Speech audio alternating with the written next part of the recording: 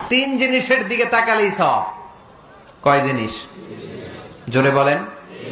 এক নাম্বার আন-নাযার ইলাল মুসহাফ, কোরআনের দিকে তাকালেই সওয়াব, পড়া লাগবে না, পড়লে তো সওয়াব আছে, তাকানো মাত্রই।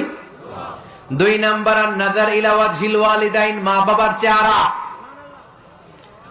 মা বাবার খেদমত করলে তো সওয়াব আছেই, টাকা দিলে তো সওয়াব আছেই, কিন্তু মা বাবার চেহারার নজরের দিকে যদি রহমতের নজরে একবার তাকান, একটা কবুল হজ করলে যেই সওয়াব, ওই সওয়াব আমল নামাই দিবে কে? মা বাবা এমন জিনিস আমরা চিনলাম না।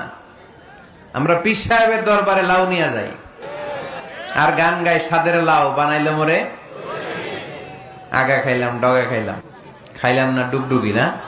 তো কই লাউ নিয়ে যান আপনি, কই হাদিয়া নিয়ে যান? আসল পীর সাহেব তো আপনার ঘরে। আপনার আব্বা সবচেয়ে বড় পীর সাহেব, আপনার আম্মা জান আপনার জন্য সবচেয়ে বড় পীর সাহেব। গোটা বিশ্বে